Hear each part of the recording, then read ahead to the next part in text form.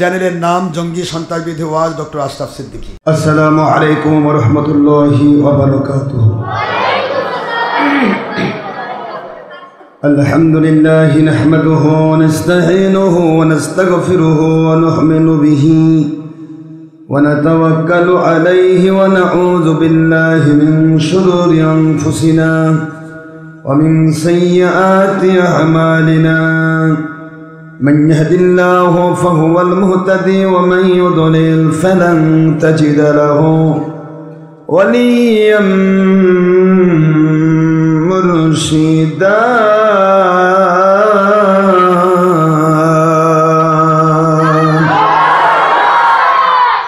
ونشهد أن لا إله إلا الله وحده لا شريك له ونشهد أن سيدنا وسندنا وحبيبنا ومولانا محمدا عبدا شكورا رسولا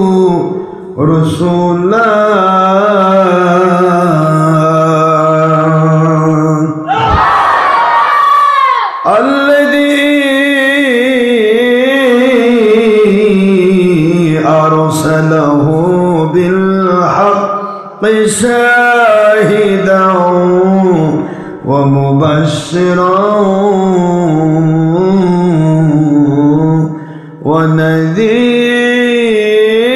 ونذيرا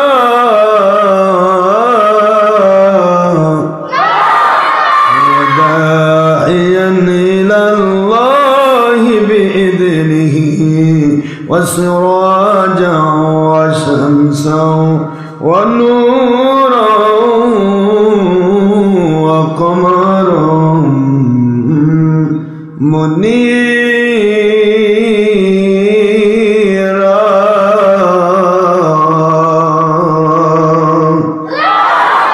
وقد قال الله تعالى في كلامه المجيد فرقانه الحميد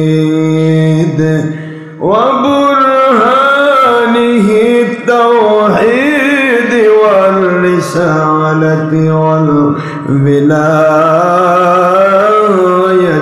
والآخرة. أعوذ بالله من الشيطان الرجيم. بسم الله الرحمن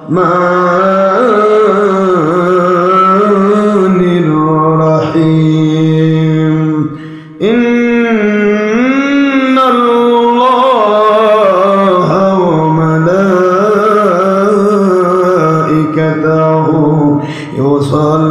يصلون على النبي يا أيها الذين آمنوا صلوا عليه وسلموا تسليما. اللهم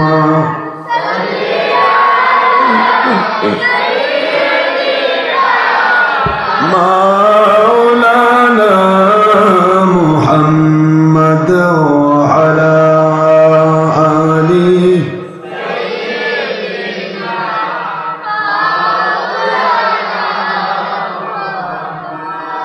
I নবীজি স্বপ্নের মাঝে দিবেন বারবার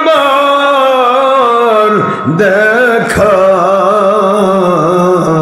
আই হাবিবি রুহানিয়াতের হালে দিবেন বারবার দেখা। আই নবীজি রোজ হাসরে দিবেন মোদের দেখা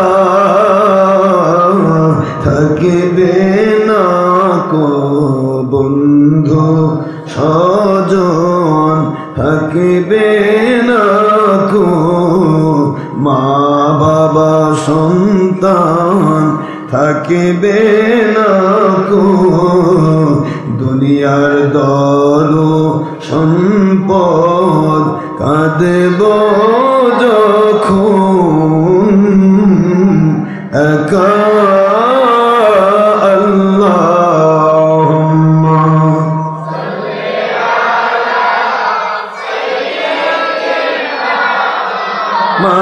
মাওলানা মুহাম্মদ ওয়া আলা আলি সাইয়্যিদিনা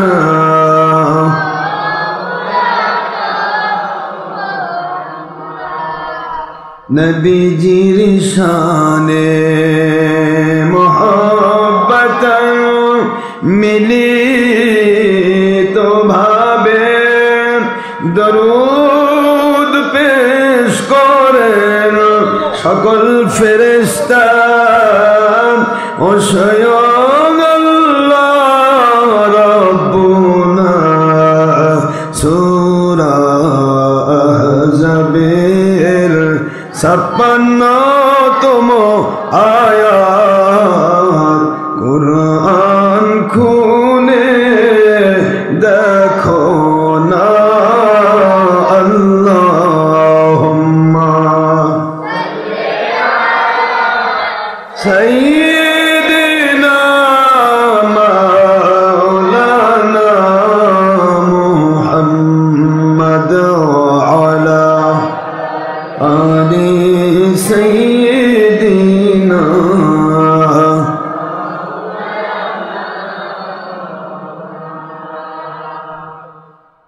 نحمده ونصلي وسلم على رسوله الكريم وعلى مرشدنا العظيم وعلى أهل بيته الكريم بسم الله الرحمن الرحيم ولما تم من حمله صلى الله عليه وسلم شهران على مشهور الأقوال المروية توفي بالمدينة المنورة الشريفة أبوه نبي الله المكرم حضرة عبد الله عليه السلام وكان قد اجتاز بأقواله بني عادي من الطائفة النجارية ومكث فيهم شهرا سكيما يعانون سقماه وشكواه ولما تم من حمله صلى الله عليه وسلم على الراجح 9 أشهر قمرية وأن للزمان أن ينجلي عنه صلاة حضرة السيدة نساء العالمين أمه صلى الله عليه وسلم ليلة مولده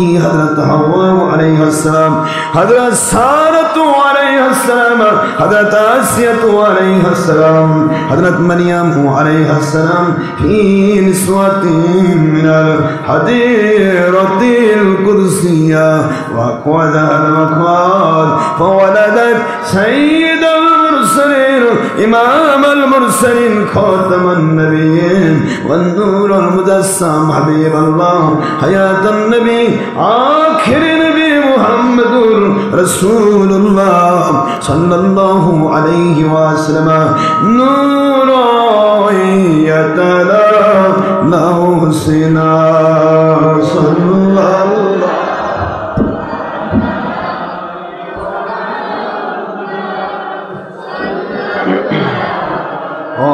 عليه وسلم صلى الله على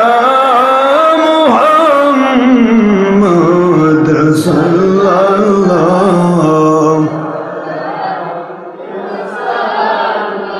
يا نبي سلام عليك يا رسول يا حبيبي سلام عليك سلام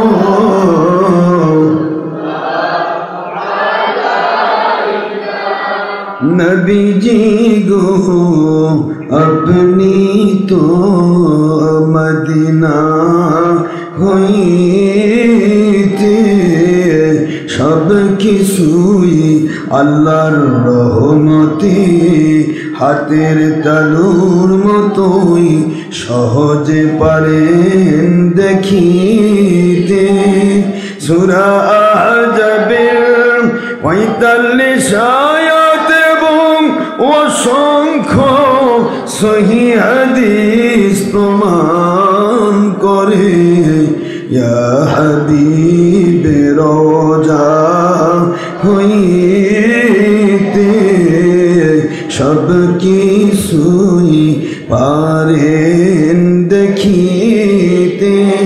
আমাদের লাশ কবরে রাখিলে নেন গো নবীজি সুপারিশ করে ইয়া নবী।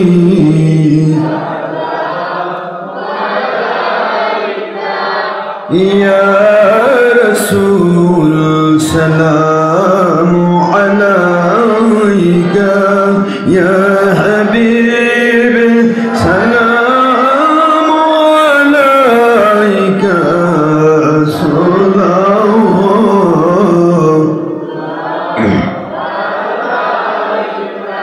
নবীজি গো আপনি তো নূরে মুজাসসম আপনি তো হায়াতুন নবী আখেরি নবী নূরে মুজাসসম। সূরা মায়েদা 15 আয়াত মুসনাদে আব্দুর রাজ্জাক সহ অসংখ্য সহিহ হাদিস যার জ্বলন্ত প্রমাণ। নূরের প্রমাণ জেনে বুঝেও মানে না তারা, কোরআন হাদিসের দলিল বুঝেও মানে না যারা, তারা ওয়াহাবি খারেজি বাতিল ৭২ বেঈমান। ইয়া নবী সালাম ইয়া রাসূল সালাম আলাইকা ইয়া হাবিব সালাম আলাইকা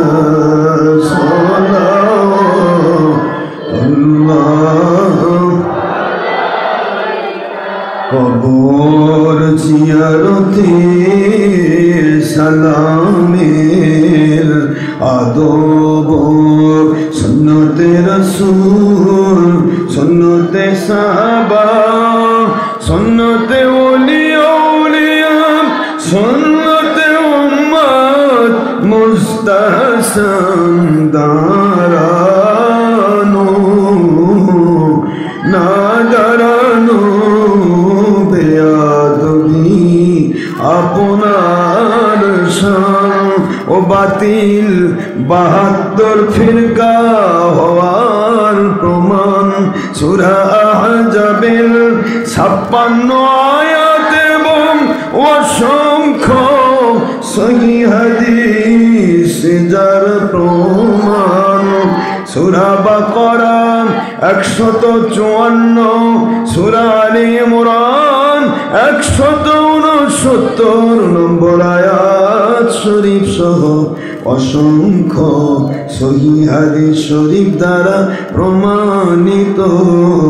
ওগো হায়াতুন নবীজি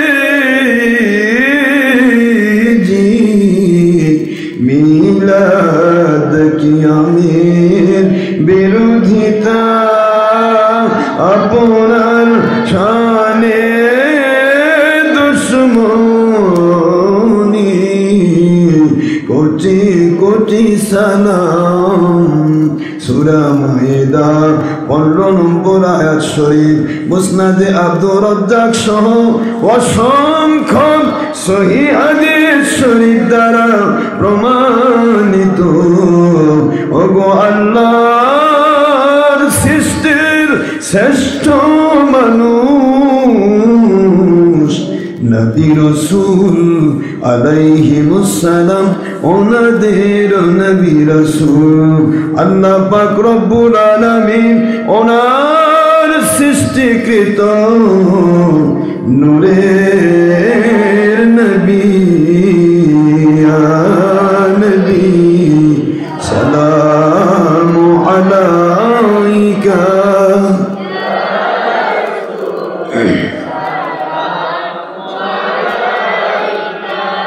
يا حبيبي سلام عليك الله আলহামদুলিল্লাহ, মহান আল্লাহ পাক রব্বুল আলামিন, ওনার লাখো কোটি শুকরিয়া যিনি দয়ার সাগর আল্লাহ অতীব দয়া পরবশ হয়ে আমাদেরকে জান্নাতের বাগানের ভিতরে কবুল করেছেন। আমরা সবাই পড়ছি আল্লাহর দরবারে লাখো কোটি শুকরিয়া, আলহামদুলিল্লাহ। দরুদ ও সালাম পড়ছি দো জাহানের সৈয়দ সৈয়দুল মুরসালিন, ইমামুল মুরসালিন, খাতামুন নবিয়্যিন, নূরি মুজাসসাম, হাবিবুল্লাহ, হায়াতুন নবী, আখিরি নবী, যার পরে কিয়ামত পর্যন্ত আর কোনো নবী রাসূল আসবেন না। তিনি আমাদের প্রিয় রাসূল, জানের চাইতে যিনি প্রিয়, প্রাণের চাইতে যিনি প্রিয়, যাকে জীবনের চাইতে বেশি ভালোবাসা না দিলে মুমিন হওয়া যায় না। আর মুমিন না হলে তার জীবনের কোনো আমলের মূল্য থাকে না। সেই নবীজির উপরে দরুদ শরীফ পড়ি, যেই নবীর উপরে একবার দরুদ পড়লে আল্লাহ পাক রব্বুল আলামিন কুমের পক্ষে 10 বার, অর্ধে 70 বার রহমত নাজিল করেন।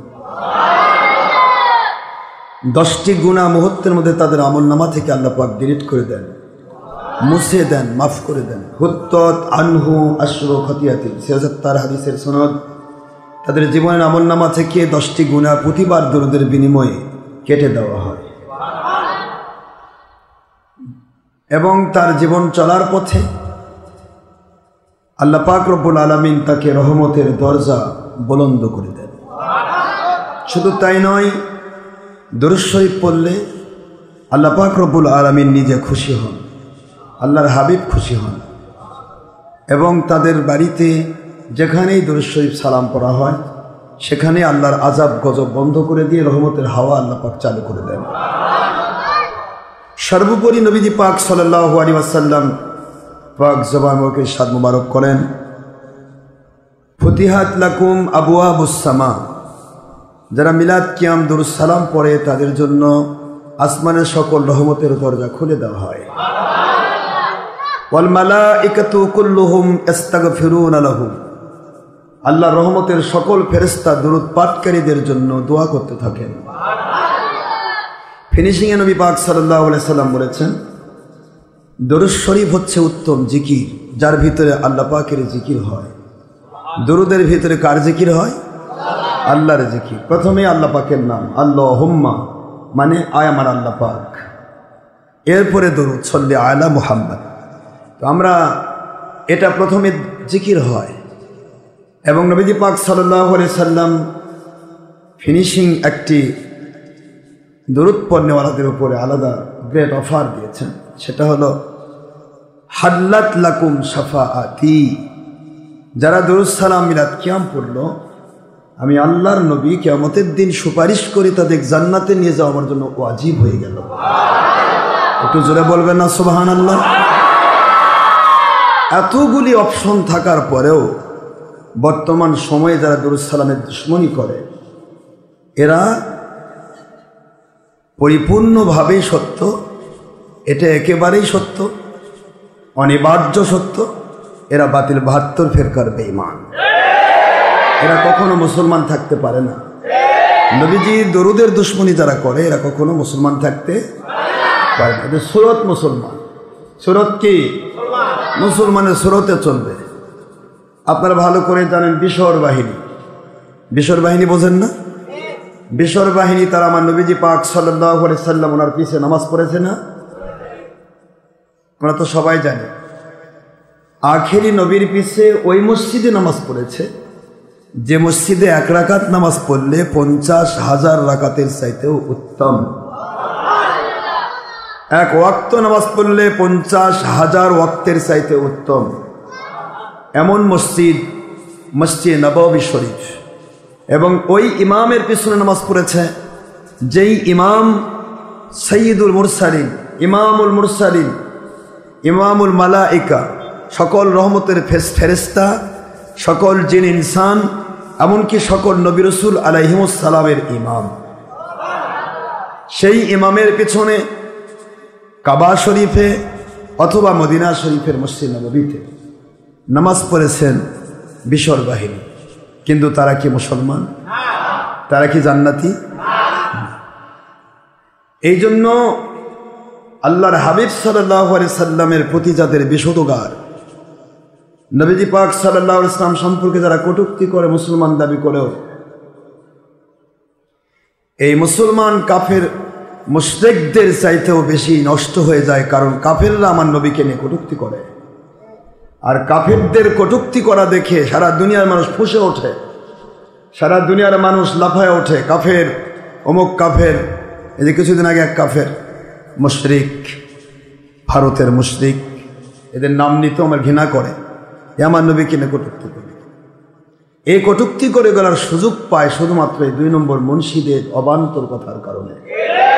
মেয়েরা নবীকে আমাদের মতো বলে, তো নবী যদি আমাদের মতোই হয় তার বিরুদ্ধে কইলে অসুবিধা কি? আস্তাগফিরুল্লাহ বলেন। এটা কাফেরেরা ভাবে। কাফেরেরা মনে করে যে এটা তো সমস্ত মুন্সিরা, যত বাতিল 72 ফেরকার মুন্সি সবাই তো নবীকে আমাদের মতো বলে। তো নবী যদি আমাদের সাধারণ মানুষের মতোই হয় তাহলে যাত্রার বিরুদ্ধেই তো মানুষ কটূক্তি করতে পারে, সমস্যা কি? নবী বড় ভাইয়ের মতো বলে, তো বড় ভাইয়ের মানুষের সাথে তো মানুষ মেলা মানুষ কটূক্তি করে। নবীজি পাক সাল্লাল্লাহু আলাইহি সাল্লামকে নিয়ে যখন কাফেরদের পক্ষ হয়ে ইহুদি নাসারার সৃষ্ট বাতিল ফেরকাগুলো যখন নবীর বিরুদ্ধে উৎপাত করে, তখন এদের উপর ভিত্তি করে কাফেররাও নবীজির বিরুদ্ধে কটূক্তি করার সাহস পায়। কিন্তু প্রশ্ন হচ্ছে, আমাদের একটি কথা সবসময় মনে রাখতে হবে, কাফের যদি একজন কেন, সারা জগতের সব কাফের, সব মুশরিক যদি আমার নবীর বিরুদ্ধে বলে, তাহলে আমাদের একটাই ভাব হবে, কাফের নবীর বিরুদ্ধে বলবেই, কারণ সে কাফের, সে নবীজির দুশমন তো হবেই। কিন্তু এখানে তারপরেও কিন্তু সারা পৃথিবীর মানুষ ফুঁসে ওঠে সেই কাফেরদের বিরুদ্ধে। সেই সরকারকে, যে দেশের কাফের উল্টাপাল্টা কয়, সেই দেশের সরকারের উপর চাপ সৃষ্টি করা হয়। অবশ্যই সেই কাফেরদের বিরুদ্ধে কঠিন অ্যাকশন নেওয়ার ব্যবস্থা করা হয়, ঠিক না? ঠিক। কিন্তু যেই মুন্সিরা মসজিদের মিম্বারে বসে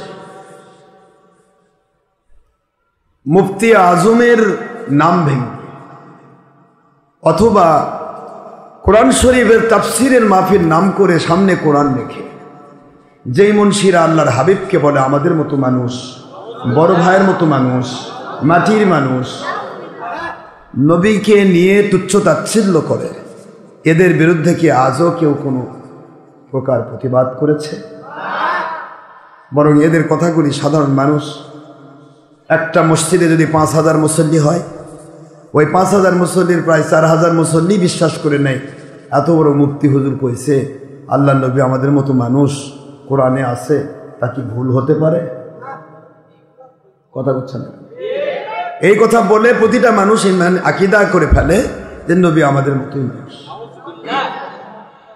বলুন তো, এই আকীদা যদি কারো ভিতরে থাকে, সে ব্যক্তি মুসলমান থাকবে? একটু জোরে বলেন। তাহলে কতগুলি মানুষের ইমান ধ্বংস করলো এই 2 নম্বর মুন্সি? 4,000। এক মসজিদে 4,000, আরেক মসজিদে 10,000, আরেক মসজিদে 1 লাখ, আরেক মসজিদে 200। এইভাবে করে সারা পৃথিবীর মুসলমান নামাজি মানুষদের আকাইদগত দিক থেকে ইমান নষ্ট করে দিচ্ছে 2 নম্বর মুন্সিরা। তাহলে এরা কাফের এসে খারাপ না নাকি? আল্লাহ বলেন, وقال الكافرون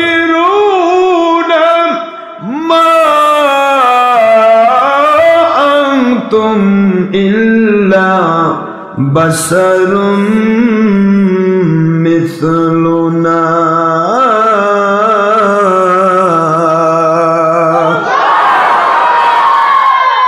وقال الكافر আল্লাহর কোরআনের বাণী আল্লাহ বলেন কলাল কাফিরুন কাফেরেরা বলতো মানতুম ইল্লা বাশারুম মিসলুনা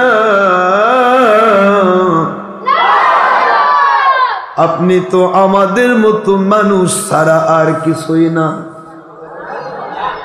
নাউজুবিল্লাহ বলেন। আল্লাহর কোরআন এরকম আয়াত কোরআন শরীফে প্রায় 15 থেকে 20টা আয়াত এসেছে, যে সমস্ত কাফেররা বলতো। সূরা আপনার সূরা ইয়াসিনের মধ্যে দেখেন, দ্বিতীয় মুমিনে কলু মা আনতুম ইল্লা বাশারুম মিসলুনা। এই কলুর ফাইল কারা? কাফেররা। কথা কয় না কেন? আমার কথা বোঝেন না আপনারা? এই কলুর ফাইল কারা? কাফেরেরা। কলু কাফেরেরা বলতো মা আনতুম ইল্লা বাশারুম মিসলুনা, আপনি তো আমাদের মতোই মানুষ, কাজে আপনি কি করে নবী হন? আমাদের মতোই মানুষ আপনি। এই আমাদের মতোই মানুষ বলাটা কাফেরের স্বভাব, এটা আল্লাহর কোরআন বলেছে। তাহলে বলুন তো, কোরআনে কাফেররা যেটা বলে সেটা মুসলমান বলতেছে, এটা আবার কয় নম্বর কাফের? কথা বোঝেন না আপনারা?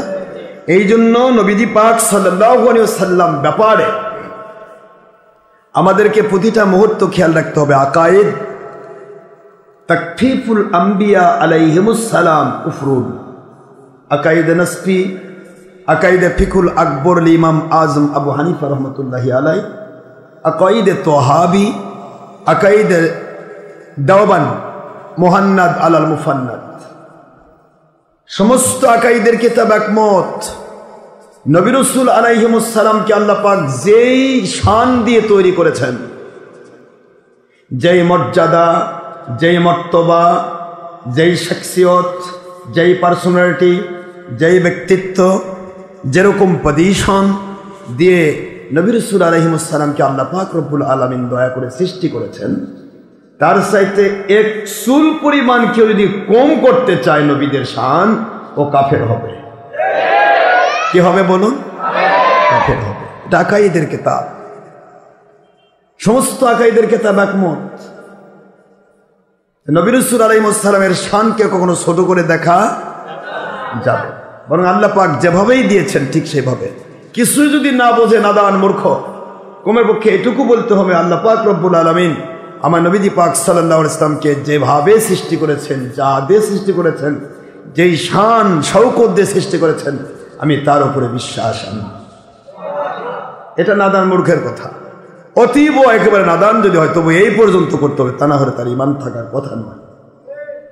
বাবাজিরা আমার, নবী রাসূল আলাইহিমুস সালাম ওনাদের শান নিয়ে উল্টা পাল্টা বলা তো দূরের কথা, নবী রাসূল আলাইহিমুস সালাম ওনারা কোনো ক্ষেত্রে আমাদের মতো হওয়া তো দূরের কথা।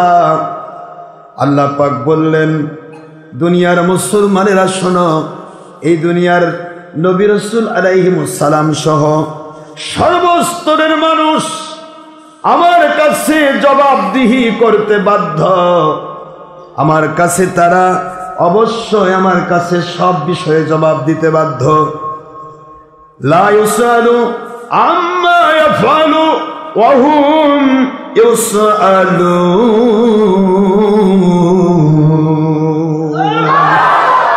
দুনিয়ার কেউ কোনো বিষয় নিয়ে আল্লাহ পাক রব্বুল আলামিন ওনার কাছে জেরা করতে পারবে না, প্রশ্ন করতে পারবে না, কিন্তু দুনিয়ার সবাইকে আমার আল্লাহ কিয়ামতের দিন পুঙ্খানুপুঙ্খ প্রশ্ন করবেন। কেন করেছো এইটা, কেন করলে না এইটা, সব ব্যাপারে প্রশ্ন হবে।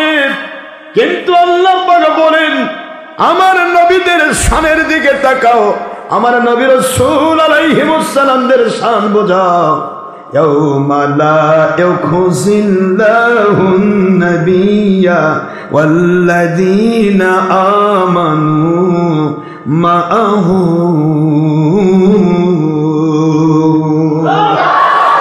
কুরআন শরীফের 28 পারা সূরাতুত তাহরিম 8 নম্বর আয়াত শরীফ আল্লাহ বলেন, আমার নবীদের মান কত দিয়েছি শোনো। আমার আখেরি নবী দোজাহানের বাদশা মুহাম্মদুর রাসূলুল্লাহ সাল্লাল্লাহু আলাইহি ওয়াসাল্লাম, ওনার একজন সাহাবী, এই সাহাবীদের যদি কোনো ভুল হয়ে যায়, নবীজির সামনে কোনো সাহাবী ভুল করবে না। যেহেতু নবী পাক সাল্লাল্লাহু আলাইহি সাল্লামকে তারা জীবন দিয়ে ভালোবাসে, যাকে জীবন দিয়ে ভালোবাসা হয় তার সামনে তার বিরোধী কাজ করা সম্ভব না। জোরে বলুন সুবহানাল্লাহ। আর নবী পাক সাল্লাল্লাহু আলাইহি ওয়াসাল্লাম ওনার বিরোধী কাজ যারা করবে না, তারাই তো আল্লাহ বিরোধী কাজ করলো না। আমার নবীজির মহব্বতে যারা সত্য সঠিক আমলগুলি করবে, নবীজি পাক সাল্লাল্লাহু আলাইহি ওয়াসাল্লাম ওনাকে মানার মতো মানবে। আল্লাহ বললেন, ওয়া মাইয়ুতির রাসূলা ফাকাদ আতা আল্লাহ।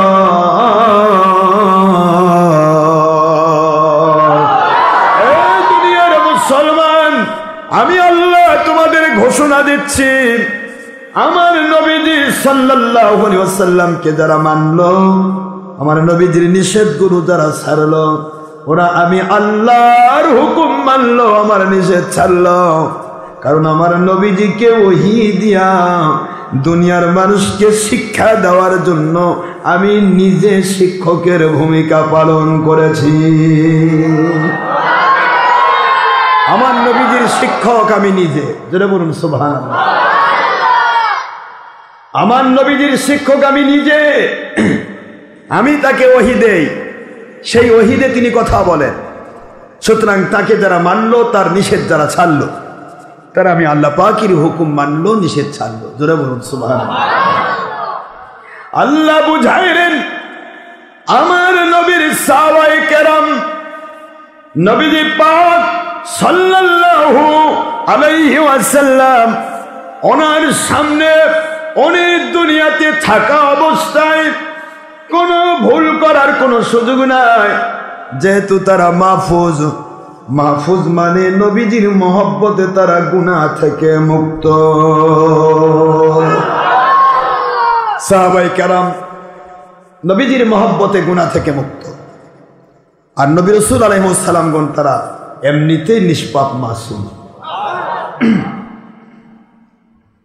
নবীজির মহব্বতে গুনাহ থেকে তারা মুক্ত থাকেন।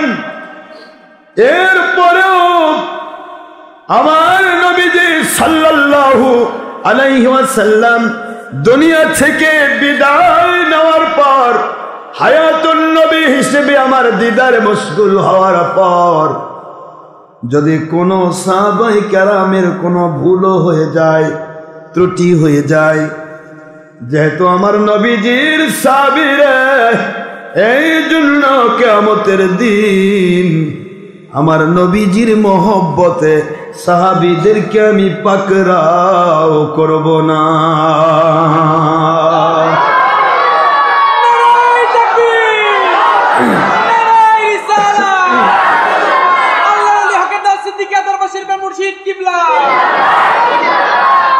নবীজি পাক সাল্লাল্লাহু আলাইহি ওয়াসাল্লাম ওনার সোহবত নিয়েছেন সাহাবায়ে কেরাম এবং ঈমানের হালতে পৃথিবীতে ছিলেন, আছেন, সেই সময় ছিলেন, সেই সময় ইন্তেকাল করেছেন। আল্লাহ পাক এই জন্য কোরআন শরীফে তাদের জন্য আইনি করে দিলেন, ইয়াউমা লা ইখজিল্লাহুন নাবিয়্যা ওয়াল্লাযীনা আমানু মাআহু। যেই মুমিনরা আমার নবীজির সাথে রয়েছে, ওই সাহাবায়ে কেরামকে, মাআহু মানে সাথে থাকা, সাহাবী, যারা সাথে থাকে তাদের কি বলে? নবীর সাথে থাকলে সাহাবী, আর পীর সাহেবের সাথে থাকলে মুরিদ, সাথী। কথা কি বুঝতে পেরেছে? তো নবীজির সাহাবায়ে কেরাম রাদওয়ানুল্লাহি তাআলা আলাইহিম আজমাইন, তাদের মর্যাদা মর্তবা আল্লাহ বাড়িয়ে দিলেন কেন? আখেরি নবীর সাহাবী, এই জন্য কি বাড়াই দিলেন? কিয়ামতের দিন তাদেরকে পাকড়াও করবেন না, লাঞ্ছিত করবেন না, অপমানিত করবেন না। যেহেতু নবীজি সাল্লাল্লাহু আলাইহি সাল্লাম বলেছেন, পৃথিবীতে যার সাথে যার আল্লাহর জন্য মহব্বত হয় তার সাথেই তার হাসর হবে। আমার নবীজির সাথী দ্বারা, আমার নবী সাল্লাল্লাহু আলাইহি ওয়াসাল্লামের জীবন চলার পথের সাথী যারা, তাদেরকে পাকড়াও করে কিয়ামতের দিন আমার নবীকে আমার আল্লাহ অপমান করবেন না। আল্লাহু আকবার বলেন। কত পাওয়ার দিয়েছেন আল্লাহ। সাহাবায়ে কেরামের পাওয়ার দেখেন। কেন? তাদের পরিচয় একটা, ডিগ্রি মুক্তির দরকার নাই, মুহাদ্দিস মুক্তির দরকার নাই, মুফাসসির মুক্তির দরকার নাই। কি আছে? শায়েখ মাদানী মুফতির দরকার নাই। সাহাবায়ে কেরামের নামের আগে মুহাম্মদ লাগার দরকার নাই, কারণ ডাইরেক্ট তারা মুহাম্মদ সাল্লাল্লাহু আলাইহি ওয়াসাল্লামের সাহাবী। এটাই তাদের বড় পরিচয়। এই জন্য কোন সাহাবীর আগে মুহাম্মদ লাগানো হয় নাই, কারণ সাহাবী তো নবীজির সাথেই রয়েছেন, তার আগে মুহাম্মদ লাগানোর প্রয়োজন নাই। কিন্তু বাংলার জমিন থেকে শ্রী শ্রী অমুক নারায়ণ চক্রবর্তী, এই শ্রী তুলে দেওয়ার জন্য মুহাম্মদ লাগানো হলো। এই কথাটাও হুজুর ১৫০০ বছর আগে মালিকের কাছ থেকে জেনে নিয়েছিলেন। এমন এক সময় আসবে মানুষের সামনে মুফতি ডিগ্রি আসবে, মুহাদ্দিস ডিগ্রি আসবে, মুফাসসির ডিগ্রি আসবে, আলহাজ লাগায় হাজি বিরানি বানাবে। কত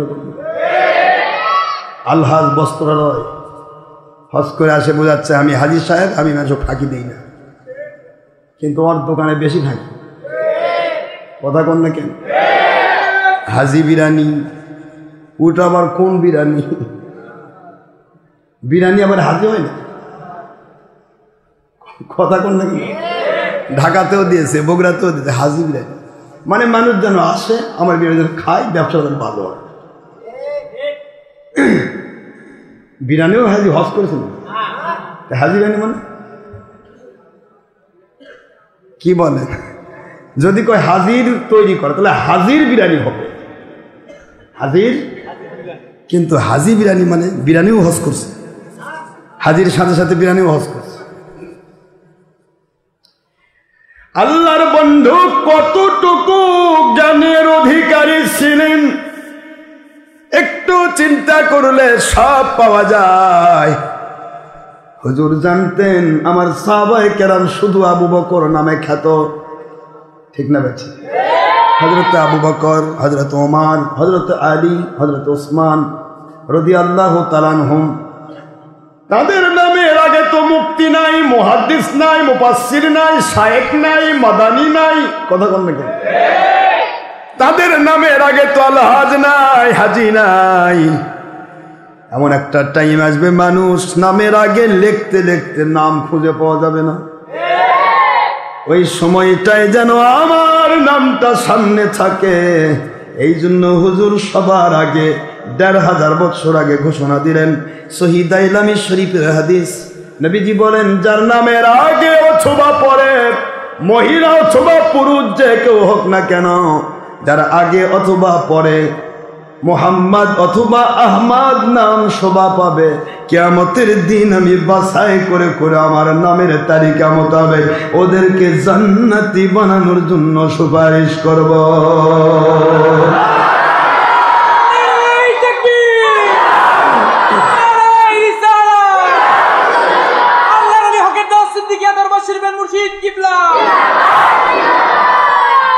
চিন্তা করেন, এখন অনেক কয় দেন আবু বকরের নামে তো মোহাম্মদ নাই, তা আবু বকরের নামে তো মুফতি হয়ে রে, তুই মুফতি লেগিস কেন? হ্যাঁ, আবু বকর রাদিয়াল্লাহু তাআলা আনহু তারা তো সাহাবী, তাদের পরিচয় একটা পরিচয় যথেষ্ট, sufficient for them in this world and the grave and the heaven. তাদের জন্য তো এটাই যথেষ্ট, দে আর সাহাবী অফ রাসূল পাক সাল্লাল্লাহু আলাইহি ওয়াসাল্লাম, তারা আমার নবীজির সাহাবী, এটাই তো তাদের পরিচয়। এই জন্য হজ করার পর তাদের নামে আলহাজ লাগান দরকার হয় না। সুন্নিও লেখা লাগেনি, শিয়াও লেখা লাগেনি, না লেখছিলেন, তবে আলে হাদিস কি কোন সাহাবা একরম কি আলে হাদিস? তাই আজকে যে আহলেজ করছে, আহলে হাদিস মসজিদ। দুনিয়ার চেয়ে কেউ যদি মসজিদটা কোনো দলীয় স্বার্থে লিখে, দলীয়, এই যে আমাদের তো নাম কি, সুন্নতি মসজিদ। কি মসজিদ? সুন্নতি। আর এ মসজিদ দাওয়াত দেওয়া হয় হকের, হকের দাওয়াত। হক বোঝেন তো? কার নাম? আল্লাহ। দ্বিতীয় নম্বর মহাসত্য। দ্বিতীয় নম্বর কি? হক শব্দের অর্থ মহাসত্য, সত্যের দাওয়াত। দাওয়াত মানে আহ্বান। সুন্নতি মসজিদে সত্যের দাওয়াত দেওয়া হয়, অসত্যের বিরুদ্ধে কথা বলা হয়, বাতিলের বিরুদ্ধে কথা বলা হয়, সত্যের পক্ষে কথা বলা হয়, আল্লাহ এবং রাসূলের সন্তুষ্টির পক্ষে কথা বলা হয়, দুনিয়ার কোনো কোম্পানির পক্ষে কথা বলা হয় না। নাকি আমাদের নামকরণের মধ্যে কোনো ভুল আছে? দেখো, নামকরণের সাথে আমাদের ওয়াজ নসিহতের মিল নেই, এরকম আমাদের মিল একটা, আমরা একটি কোম্পানি জানি, আমরা আল্লাহর বান্দা, আমরা আখির নবীর উম্মত। কাজে আমরা অন্য কোনো কোম্পানির বান্দাও নই, অন্য কোনো কোম্পানির উম্মতও নয়। এই যে নবী পাক সাল্লাল্লাহু আলাইহি ওয়াসাল্লাম এবং আল্লাহকে, আল্লাহর হুকুমকে বাদ দিয়ে কোনো কোম্পানির হুকুম আমরা ফলো করি না, ঠিক না? বা ঠিক বলুন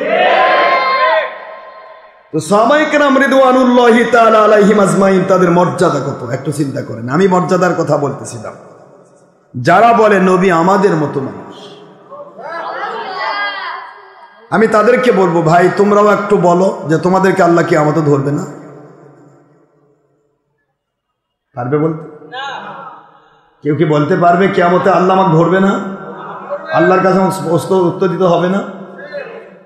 আল্লাহ যদি ইচ্ছা করেন, সেটা আল্লাহর কুদরতি ব্যাপার। ফায়াগফিরু লিমান ইয়াশা ওয়া ইউআযিবু মান ইয়াশা ওয়াল্লাহু আলা কুল্লি শাইইন কাদির।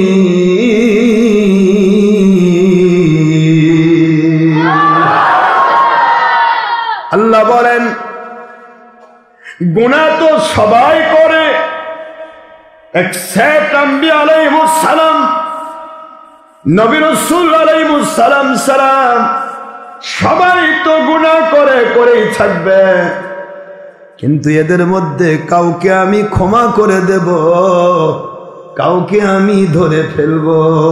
সুবহানাল্লাহ বলেন, কাউকে আমি ক্ষমা করব। ফায়াগফিরু লিমান ইয়াশা, আল্লাহ বলেন যাকে ইচ্ছা তাকে আমি ক্ষমা করে দেব। আইন আমার, এই আইন আমি করেছি, যাকে ইচ্ছা তাকে ক্ষমা করব। ওয়া ইউআযিবু মান ইয়াশা, আবার যাকে ইচ্ছা তাকে আমি শাস্তি দেব। ঠিক না বা ঠিক? সকল বিষয়ে, সকল ক্ষেত্রে আল্লাহু আলা কুল্লি শাইইন কাদির।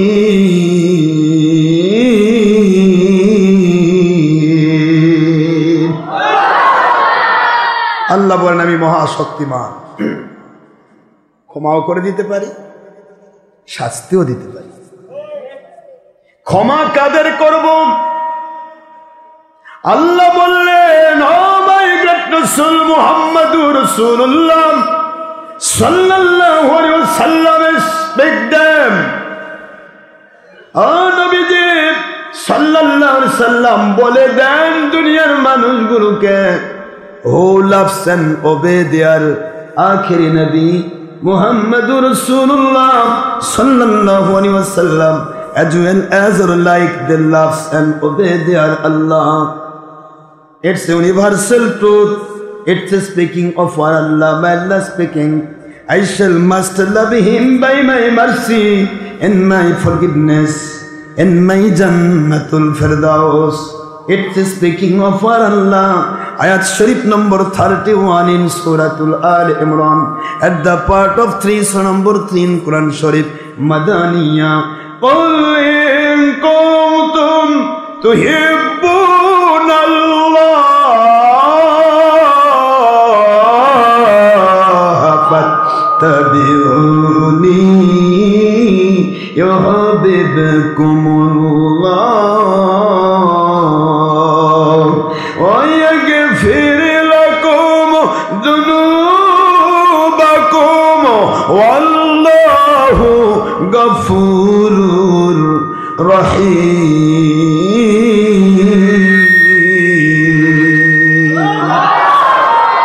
আল্লাহ বলেন দুনিয়ার মুসলমানদেরকে আপনি বলে দেন, কাফেরদেরকেও বলে দেন, দুনিয়ার সর্বশ্রেণীকে বলে দেন, যারা আমি আল্লাহর ভালোবাসা পেন, ফায়াগফিরু লিমান ইয়াশা, যাকে ইচ্ছা তাকে আমি ক্ষমা করে দিতে পারি, এই ক্ষমা নেওয়ার আশা করতে চাই।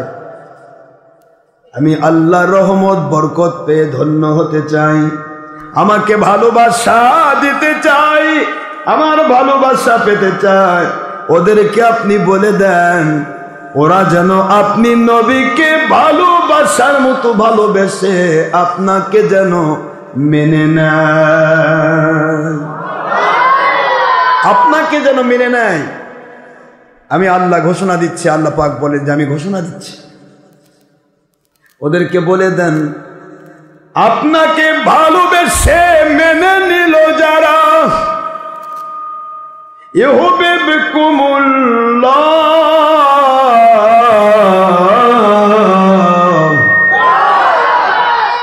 আল্লাহ বলেন আমি নগদে তাদের ভালোবাসা দিচ্ছি, জান্নাতে ঢুকান পর্যন্ত নবী প্রেমিকদের ভালোবাসা দিতেই থাকব। ভালোবাসা কাকে বলে?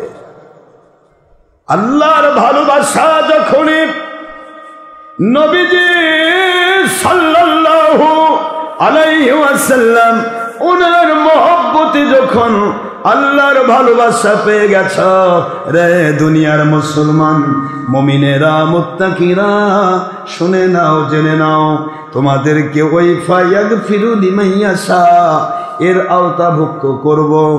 কিরকম ভাবে? ওয়া ইয়াগফির লাকুম যুনুবাকুম, ওদের জীবনের গুনাহগুলি আমি মাফ করে দিচ্ছি নগদে। মৃত্যু পর্যন্ত যত গুনাহ হয়ে যাবে, যদি অযাচিত ভাবে হয়ে যায়, শয়তানের ধোকায় পড়ে হয়ে যায়, ভুল ক্রমে হয়ে যায়, আমি আল্লাহ ওয়াদা করছি ওদেরকে আমি গুনাহ নিয়ে কবরে তুলব না, মৃত্যুর পূর্বে ওদের গুনাহ আমি আল্লাহ মাফ করে দিয়ে দেব।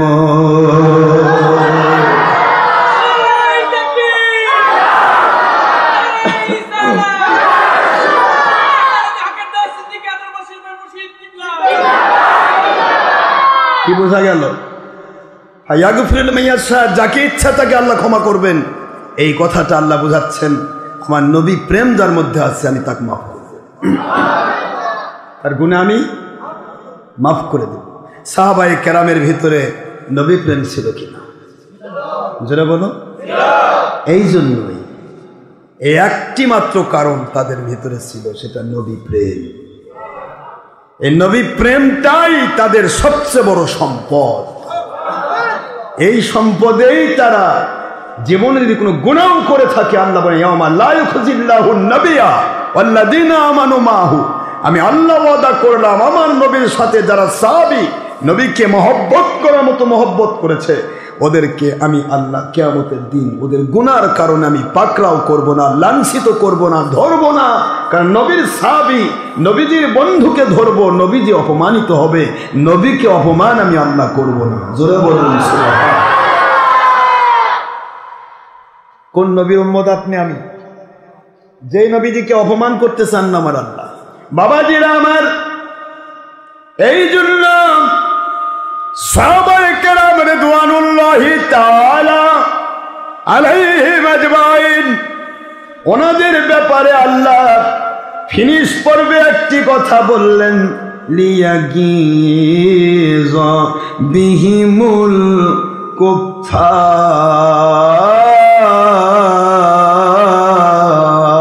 কুফফার।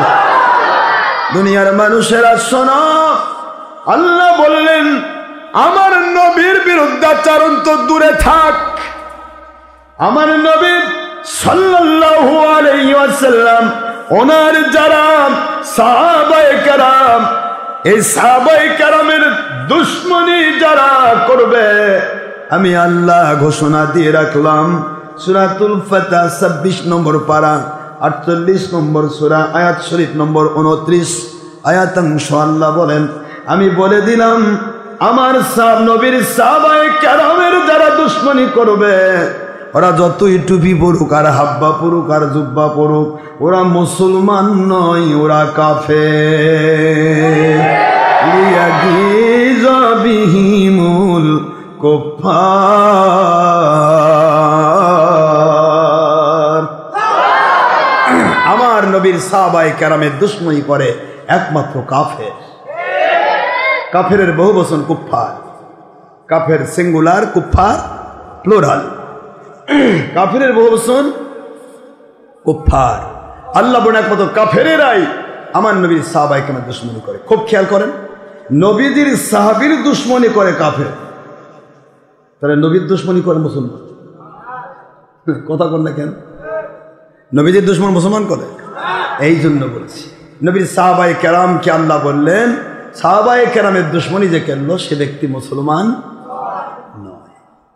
একটু খুব চিন্তা করেন, ফিকির করবেন। আমার কথাগুলো ফিকির করার জিনিস। আজকের মাইন্ড নিজের বিবেককে জিজ্ঞাসা করবেন, কথাগুলি ফিকির করবেন, চিন্তা করবেন যে সাহাবায়ে কেরাম, একজন সাহাবী যিনি ছিলেন পূর্বে হয়তো কাফের, ঠিক না? নবীকে মারতে গিয়েছে, হযরত ওমর রাদিয়াল্লাহু আনহু নবীজির মাথা মোড়ক কাটতে গিয়েছে। সেই ওমরকে আমার নবীজি প্রাধান্য দিলেন, আমার পরে লাউ কানা নবিয়্যু মিন বাদি, আমার পর কোনো নবী আসতো লাকানা ওমর ইবনে খাত্তাব রাদিয়াল্লাহু তাআলা আনহু, তাহলে ওই নবী হতো হযরত ওমর। জোরে বলুন। কেন মর্যাদা বাড়ল? একে কাফের, যেই কাফের আমার নবীকে মারতে গেল, নবীজির মাথা মোড়ক কেটে কাফেরদের হাতে দিয়ে 100টা লাল উট উপহার নেবে, সেই কাফের কি আল্লাহর হাবিব বললেন হযরতে ওমরকে ইসলাম দেওয়া হলো, এবং সে এমন এক মর্যাদা পেল যেন দুনিয়াতে আমার পরে নবী আসলে তিনি হতেন। কেন? এই কাফের থেকে মুসলমান হয়ে মর্যাদা পাওয়ার মূল কারণ আমার নবীজির মহব্বতের সাহাবী। বুঝতে অসুবিধা হয়? মহব্বতের সাহাবী বলেই মর্যাদা পেয়েছেন। অনেকে বাংলাদেশে অনেক মুন্সি আছে, বিভিন্ন কোম্পানির মুন্সি, তো এক এক মুন্সি এক এক কোম্পানির ক্যানভাসার, ক্যানভাস করার মাল কামায়, ক্যানভাস করার মাল কামায়। এই মাল কামাইকারী ক্যানভাসার মুন্সিরা যেই কোম্পানি সেই কোম্পানির পক্ষে দালালি করে। আল্লাহ এবং রসুলের পক্ষে তো কথা বলে না, শুধু উপরে লেবেল কোরআন হাদিস, কিন্তু ভিতরে শুধুমাত্র দলের ক্যানভাস। এই দলের ক্যানভাসার মুন্সির আবার কেউ কেউ বলে, কয় না নবীর মহব্বতের কথা কোরআন হাদিসে নাই, তবে নবীর আদর্শ মানার কথা আছে। তো ভালোই তো, নবীর আদর্শ মানতে হবে। নবীর মহব্বত করে কেউ জাহান্নামে, নবীর মহব্বত করে জান্নাতে যাওয়া যাবে এমন কথা কোরআনে নাই। কত বড় জালেম, কত বড় কাফের, কত বড় বেঈমান হইলে এই ধরনের কথা বলতে পারে একটা মুন্সি কোরআন সামনে নিয়ে? আর এটাকে বিশ্বাস করে যারা, তারা বড় কাফের। এটাকে যে বিশ্বাস করবে সে বড় কাফের। কেন জানেন? চোরকে সমর্থন করলে একটা লোক চুরি করেছে, যার জন্য তার হাতে 10 লাখ টাকা চুরির সম্পদ পাওয়া গেছে। ওখানে যদি একজন কয় ভাই লোকটা খুব ভালো, কথা কর নাকি, পুলিশ ছাড়বে তো? পুলিশকে তুও চল তাড়াতাড়ি, ঠিক না ঠিক বল? চোরকে সমর্থনকারীও কত বড় স্পর্ধা। নবীর মহব্বতের কথা কোরআন হাদিসে তো নাই, বরং নবীর মহব্বত করে জান্নাতে যাওয়া যাবে এরকম কোনো কথা কোরআন হাদিসে। বুখারী শরীফে হাদিস ভুলে গেল, কোরআন শরীফে আয়াত ভুলে গেল, বলেন না কেন? উস্তুনে হান্নানা ছিল মরা খেজুর গাছের নাম, যাকে ধরে খুতবা দিতেন রসুলে আকরাম। উস্তুনে হান্নানা ছিল মরা খেজুর গাছের নাম, যাকে ধরে খুতবা দিতেন নবীজি আকরাম। মিম্বার তৈরি হইলে মরা গাছ কাঁদিতে রহে। সুবহানাল্লাহ। নবীর মহব্বতে মরা গাছ কাঁদিতে রহে, নবীর বিরহে মরা গাছ কাঁদিতে রহে। মরা গাছ জান্নাতি হলো করে নবী প্রেম। মরা গাছ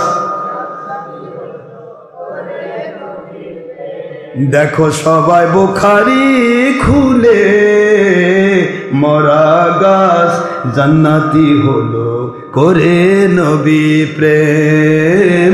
মরা গাছ জান্নাতি হলো করে নবী প্রেম। রহমত কুল আলম নবী নূরে মুজাসসম। রহমত কুল আলম নবী নূরে মুজাসসম। সাহাবীগণ আতর বানান নবীজির মুবারক ঘাম, বলুন সাহাবীগণ আতর বানান। শোনুন জানুন মানুন আমার কেমন নবী যে, যাহার আলোয় আলোকিত বিশ্ব প্রকৃতি।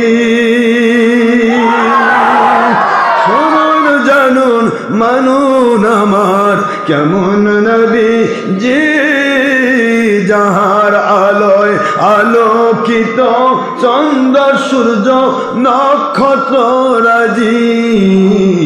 আরো শুনবেন নি সহি হাদিসের বাণী, আরো শুনবেন নি সহি বুখারীর বাণী।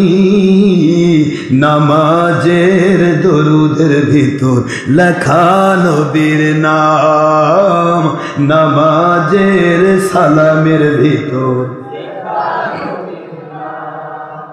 জানাজার দরুদের ভিতর লেখা নবীর নাম, জানাজার দরুদের ভিতর।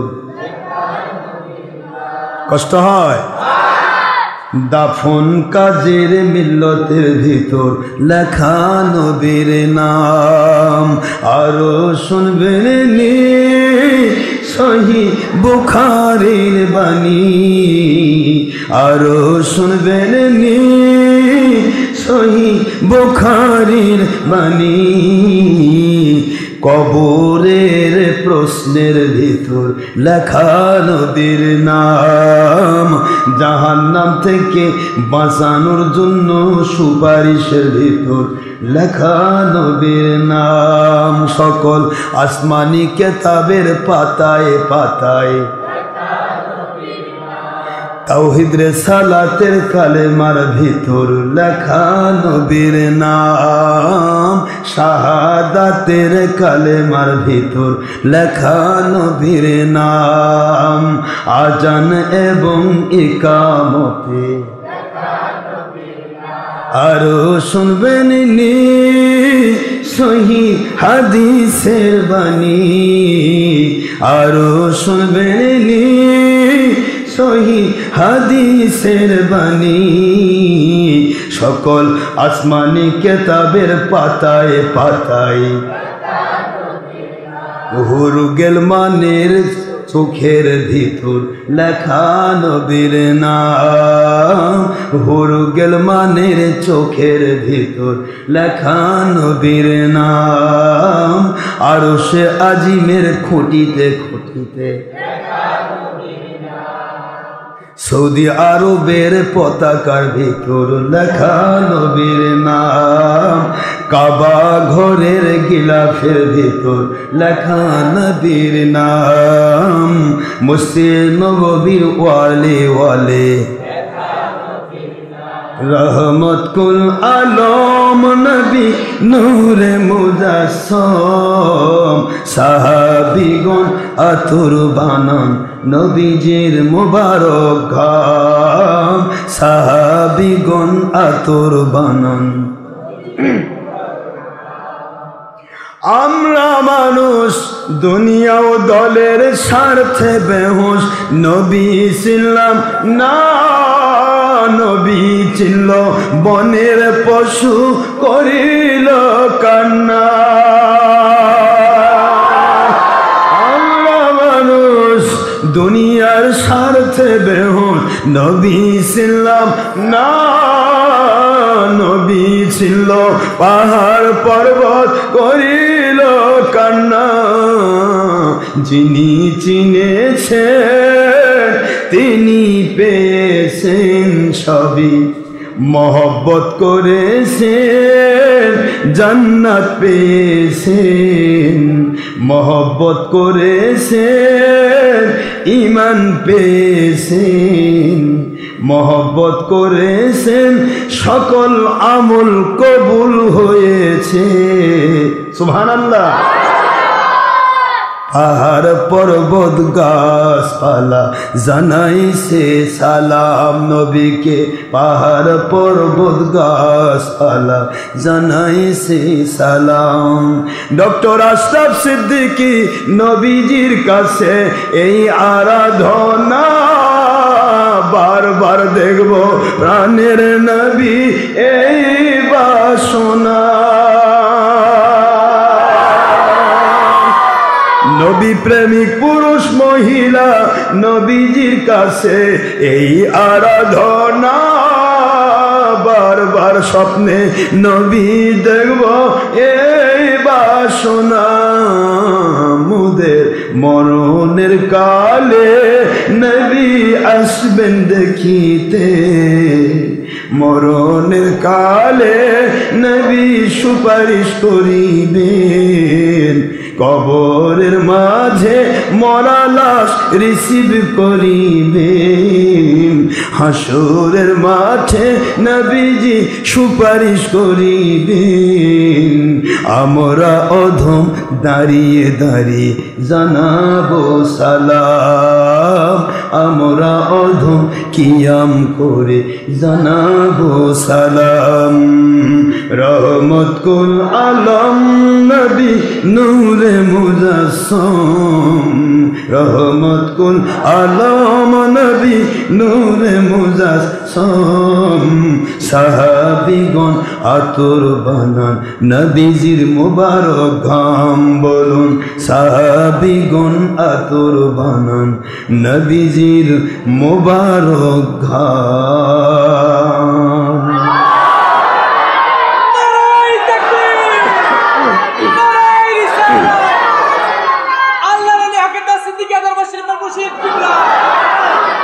বাবাজিরা আমার, যারা বলতেছেন নবীজির আদর্শের কথা আছে, মহব্বত করার কোনো কথা নাই, বুখারী শরীফের প্র্যাকটিক্যাল হাদিস, উস্তুনে হান্নানা, মরা একটি কাঠ, এই মরা কাঠ আমার নবীজি সাল্লাল্লাহু আলাইহি ওয়াসাল্লাম তিনি এই মরা কাঠের উপর ভর দিয়ে হেলান দিয়ে খুতবা মুবারক পড়তেন।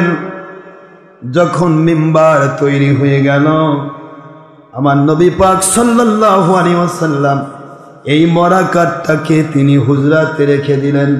হুজরাখানা যেখানে আসহাবে সুফফারা থাকে, মসজিদ নববীর বারান্দার ভিতরে এই মরা কাঠকে রাখা হলো।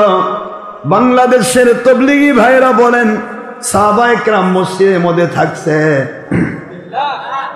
কোন সাহাবী কোনদিন মসজিদে থাকে নাই। মসজিদের বারান্দা, এটা হুজরা, এটাকে বলা হয় সুফফা। এখানে যারা থাকে তাদেরকে বলা হতো আসহাবে সুফফা। বারান্দা হুজরার অধিবাসী। মসজিদে হুজুর কাউকে থাকতে দিতেন না, কেউ মসজিদে থাকতেন না। যেহেতু মসজিদ নববীর হুজরা, এই জন্য অনেক সময় বুখারীতে মসজিদ বলে বলা হয়েছে, কিন্তু আসলে মসজিদের ভিতরের অংশ এটা নয়। তো মসজিদ নববী এই হুজরাতে রাসূল পাক সাল্লাল্লাহু আলাইহি সাল্লাম তিনি রেখে দিলেন এই কাঠটাকে। এই কাঠটার কি এমন আদর্শ নবীজির মেনেছে বলেন তো দেখি।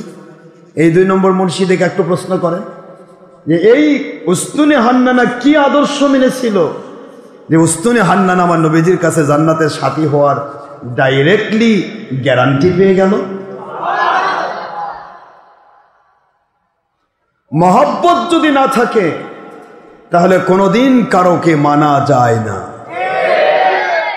যাবে?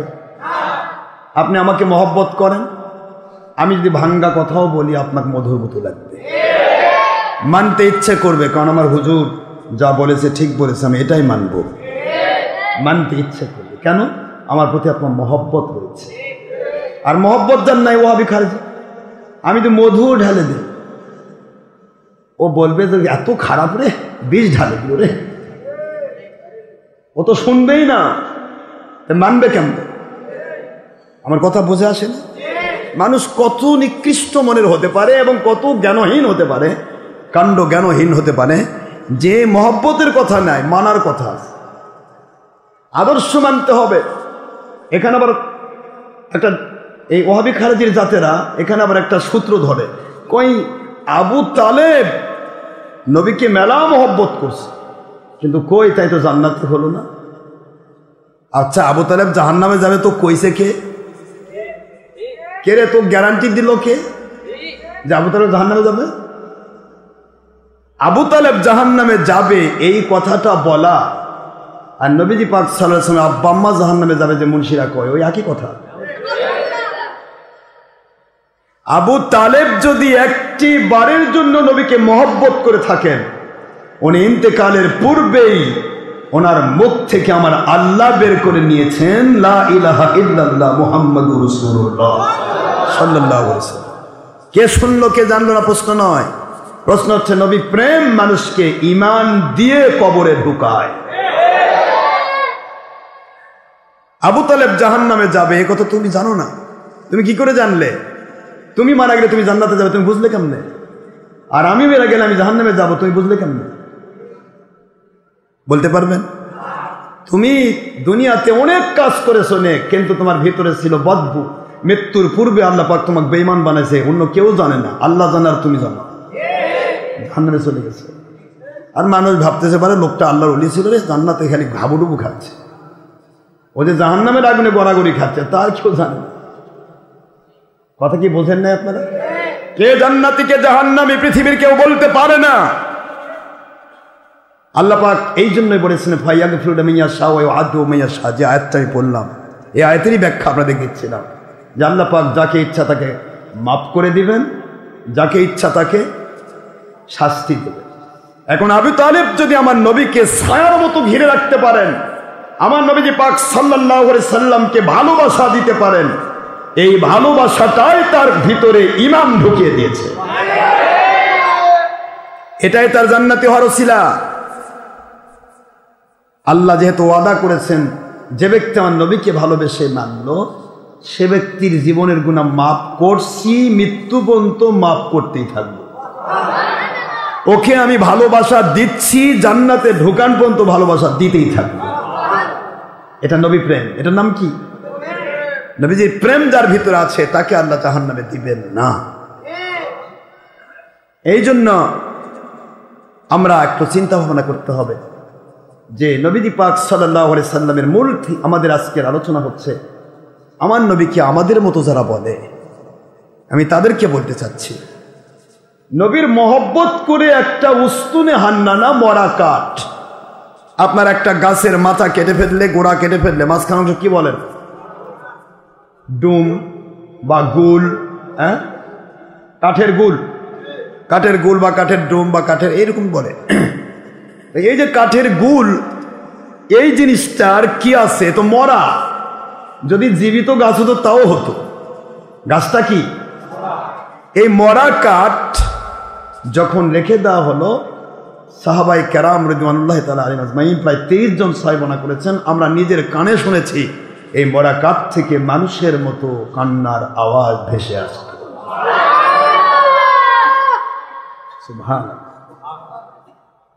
আল্লাহর বন্ধু ডাকলেন, মরা কাঠের গায়ে হাত দিয়ে বলে, উস্তুনে হান্নানা, তুমি কাঁদো কেন? কান্নার কারণ কি? মরা কাঠকে কাঁদাচ্ছেন কে? বুঝরা বলেন, উস্তুনে হান্নানা, তুমি কাঁদো কেন? উস্তুনে হান্নানা বলে, আল্লাহর বন্ধু, কি অপরাধ করেছি? দীর্ঘদিন আপনার শরীর মুবারকের আমি ছোঁয়া পেতাম, এই ছোঁয়া পাওয়ার কারণে আমি মরা কাঠের ভিতরে মালিক কথা বলার রুহানি পাওয়ার দিয়ে দিয়েছে। মরা কাঠ আপনার সোহবতে, মরা কাঠ কথা বলার, কান্না করা রুহানি শক্তি পেয়ে যায়। ও দরদি নবী, ভুল বললাম? যদি ভুল হয়ে থাকে, জর্ডান আর সিরিয়ার মাঝখানে সাহাবি গাছ দেখে আসে। সাহাবি গাছ আজ 1500 বছর ধরে দাঁড়িয়ে আছে বিশাল মরুভূমির উপর, তরুতাজা পত্র পল্লবে শোভিত হয়ে। এটাও ছিল মরা। এটা কি ছিল? মরা। নবীজি পাক সাল্লাল্লাহু আলাইহি ওয়াসাল্লাম আজকে বাংলার জমিনে যেই মানুষগুলো এজিদকে রহমতুল্লাহ আলাইহি বলে, ওহাবি খারেজির জাত, বেঈমানের জাত। এজিদ রহমতুল্লাহ আলাইহি, তুই এজিদের কয় নম্বর সন্তান রে ওহাবি? তুই এজিদের কয় নম্বর নাতিপুতি? এজিদ রহমতুল্লাহ আলাইহি। এজিদ যদি রহমতুল্লাহ আলাইহি হয়, তাহলে কোরআন বলল, লিয়াগিজবিহিমুল কুফার, আমার নবীর সাহাবীর দুশমনি যে করে সে কাফের হয়ে যায়। পৃথিবীর কোন কাফের রহমতুল্লাহ আলাইহি লেখা যায়? নাকি কোরআনের চাইতে মুন্সিরা বেশি বোঝে? এদেরকে একটু খেয়াল করে শোনান। এজিদ রহমতুল্লাহ আলাইহি হুসাইন রাদিয়াল্লাহু আনহুর বিরুদ্ধে কথা বলে। বাবাজিরা, ছোট্ট একটি গাছ মরা, আমার নবী পাক সাল্লাল্লাহু আলাইহি সাল্লাম যখন বয়স কেবলমাত্র 8 বছর, মতান্তরে 11 বছর, এই ওয়াহাবির বাচ্চারা কয় নবী যখন জন্ম নিয়েছে মিলাদ হবে না এই জন্যই, মিলাদ চলবে না এই জন্যই। কারণ যখন মিলাদ হয়েছে তখন তো নবী না, তখন আব্দুল্লাহর বেটা মোহাম্মদ। আব্দুল্লাহর বেটা মোহাম্মদের জন্য মরা গাছ কাঁদে কারে? 76 হাদিস কই ফেলে দিবি? চাচা আবু তালেবের সাথে তিনি সিরিয়া সফরে গিয়েছেন। মাঝখানে রোদের তাপে চাচারা কাবু হয়ে গেল। চাচারা কাবু হয়ে বসলো, চাচারাও বসেছে, আমার নবীজিও বসেছেন। গাছটা ছিল পুরা মরা, মরুভূমি তো মাছ ভালো গাছ তো নেই, মরুভূমি তো বড় মাছ হয় না, পুরা গাছ মরা, মাথা থেকে পা পর্যন্ত, মানে গোড়া থেকে আগা পর্যন্ত সব মরা, কোনো প্রকার পাতা পল্লব ছিল না। তবুও তো একটা গাছ মরা হলেও তার পার্শ্বে বসলে তো একটু ছায়া পাওয়া যায়, গাছের ছায়া আছে না। নবীজি পাক সাল্লাল্লাহু আলাইহি সাল্লামের দিকে তাকাচ্ছে বুহায়রা পাদ্রী, দেখে যে এটা কোন লোক, তার শরীরে যেন সূর্যের তাপ পড়ছে না। একই সাথে তারা লোকেরা যাচ্ছে, কিন্তু নবীজি পাক সাল্লাল্লাহু আলাইহি সাল্লাম ওনার শরীর মোবারকের উপরে সূর্যের তাপ পড়ছে না। বুহায়রা চিনে ফেলেছে ইনি আখেরি নবী। এটা কাফের ইহুদি বুহায়রা 11 বছরের শিশুকে দেখে চিনে ফেললো এটা আখেরি নবী।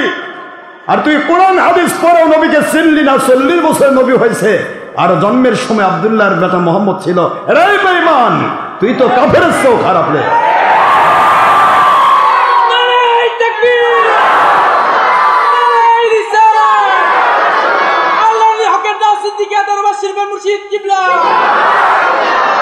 তুই তো ইহুদির চেয়েও খারাপ। ইহুদি চিনে ফেললো, ছোট্ট শিশু মোহাম্মদ সাল্লাল্লাহু আলাইহি সাল্লামকে দেখে চিনে ফেললো ইনি আল্লাহর নবী, আখেরি নবী। বসেছেন গাছের নিচে, আল্লাহর বন্ধু বলে চাচা যান, রোদের তাপে আপনারা হয়রান, কিন্তু আমার শরীরে তো রোদ লাগে না, আমার শরীরে তো রোদের ছোঁয়া লাগে না গো চাচা। এই কথাই নসরতি এবং শুকরুন নেমাতে আশরাফ আলী থানভী ওহাবি খারেজির পীর সাহেব, বর্তমান খারেজিদের পীর সাহেব লিখেছেন, মোহাম্মদ নূর कुरान भी नूर, दो नूर मिलकर नूरुन अला नूर है, इसलिए मोहम्मद सल्लल्लाहु अलैहि वसल्लम का साया नहीं हुआ है। मोहम्मद सल्लल्लाहु अलैहि वसल्लम नूर, पवित्र कुरान शरीफ नूर, দুই নূর মিলে নুরুন আলা নূর। এই জন্য গোটা দুনিয়ার কোন আলো আখেরি নবীজির ছায়া মুবারক বের করতে পারে নাই।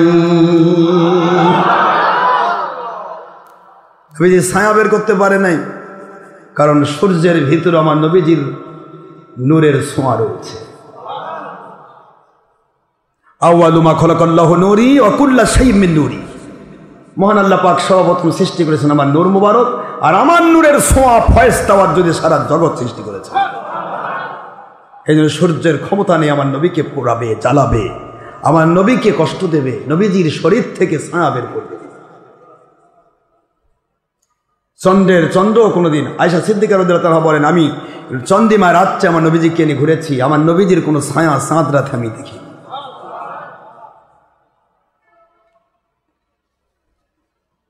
গাছের নিচে বসা যেই মাত্র শিশু নবী, আন-নবিয়্যু নবিয়্যান লাউ কানা সাবিয়্যা, নবী তো নবী যদিও তারা শিশু,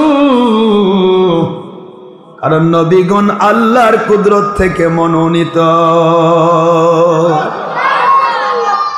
40 বছরে ওহী হয়েছে শুধু আনুষ্ঠানিকতা, কিন্তু আমার নবী বলেন, কুনতু নাবিয়্যান ওয়া আদামু বাইনাল মাই ওয়াত তিন।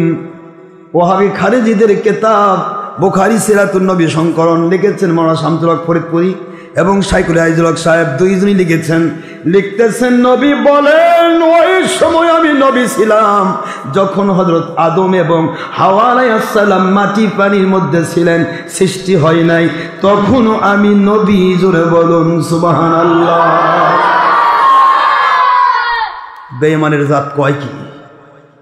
কয় নবী মুহাম্মদ সাল্লাল্লাহু আলাইহি ওয়াসাল্লামের মিলাদ চলবে না, কারণ উনি যখন মিলাদ জন্ম হয়েছে তখন তো আব্দুল্লাহর বেটা মোহাম্মদ 40 বছর বয়সে নবীয়ত পাইছে। এই 40 থেকে 63 23 বছরটা হচ্ছে মাত্র নবুয়ত এটাই মানার জিনিস, আর কোনোটা মানা যাবে না। এটা বলেছে শয়তানের বাচ্চা মূর্তি কাশেম, মূর্তি ওহাবি খারেজির আন্ডা।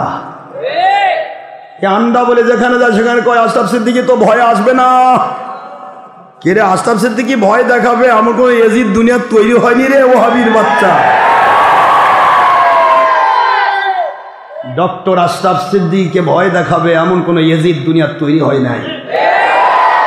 আর তুই তো ওহাবি লাকাটির পুন। চিনিস আমাকে? আজ অবধি আমার তোর সোফার সামনে আমাকে দাঁড়াইনি আমি কোনোদিন, তুই আমাকে দেখলি না, একটা দিন মোবাইলে কথা হলো না। তুই কত বড় শয়তান হলে পারিস তুই? এখান থেকে নন্দীগ্রাম গিয়ে মিথ্যা কথা ছড়ার যে আশরাফ সিদ্দিকী বাহাসে আসার কথা ছিল, উনি ভয়ে আসে নাই। আশরাফ সিদ্দিকী ভয় দেখাবি? এ ওহাবির পুন। সারা জগতে লাখ লাখ কোটি কোটি ওহাবি খারিজ এক জায়গায় হোস, 5 মিনিট কথা বলবো রে, জুতার অভাব হবে না। 5 মিনিট।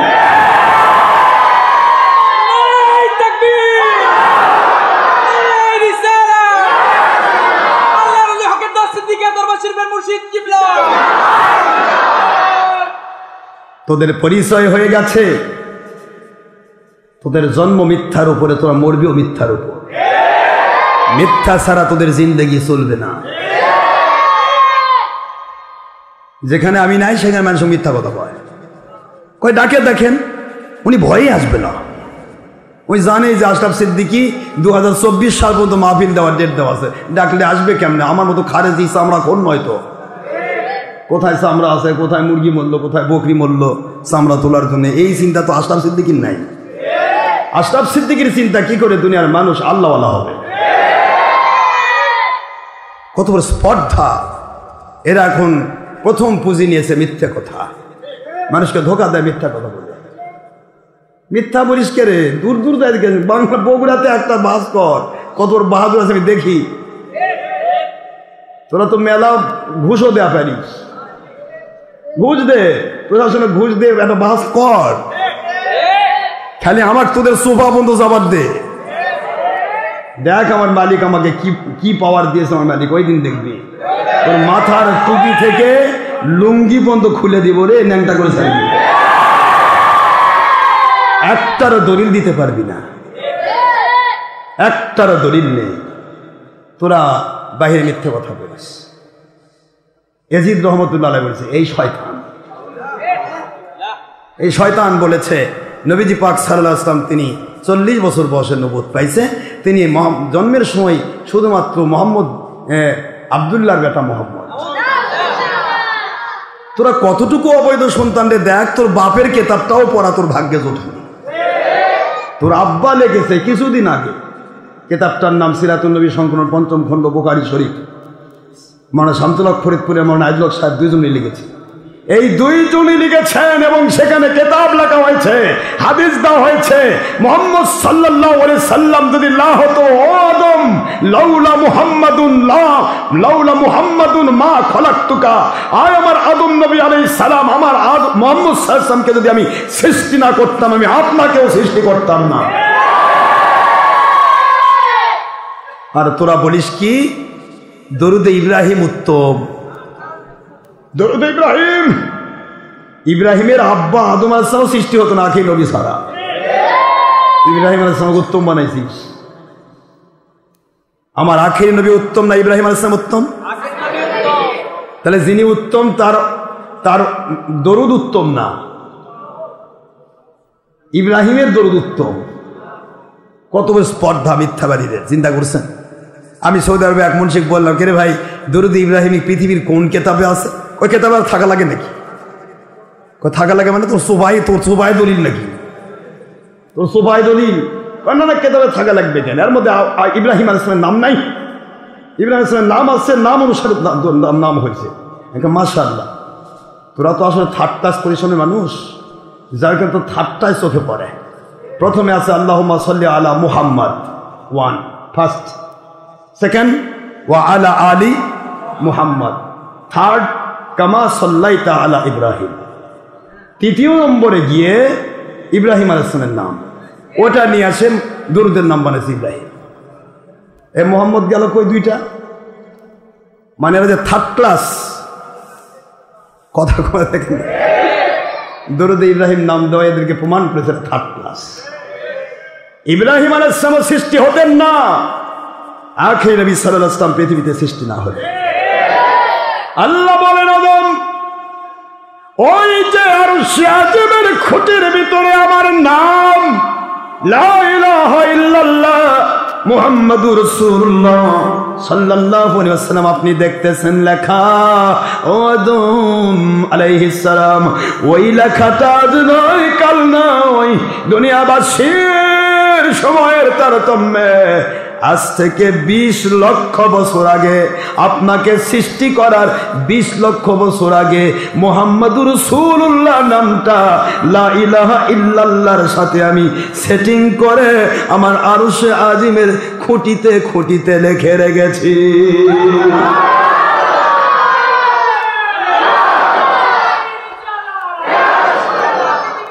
কিতাবটা দেখুন, বুখারী সিরাতুন নবী সংকলন, এই 2 নম্বর মুন্সিদের আব্বা লিখেছে। আব্বার কিতাবটাও পড়া ভাগ্যে জোটেনি মুন্সি। কয় জন্মের সময় শুধু আব্দুল্লাহ বেটা মোহাম্মদ ছিল, আর এই কিতাবে আসছে যে মুহাম্মদ সাল্লাল্লাহু আলাইহি ওয়াসাল্লাম বলতেছেন, তাকে জিজ্ঞাসা করা হলো যে আপনি কবে নবী, মাতা ইউজিবুল্লাকান নবুয়াত ইয়া রাসূলুল্লাহ সাল্লাল্লাহু আলাইহি ওয়াসাল্লাম, আল্লাহর বন্ধু কবে আপনি নবুয়ত পেয়েছেন?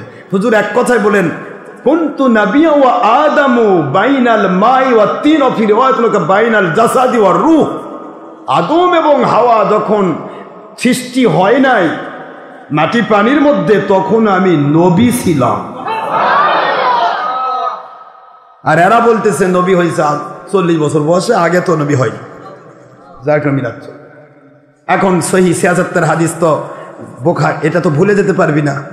দেখ সাহাবী গাছের খবর, সাহাবী গাছ কেমনে সাহাবী হলো?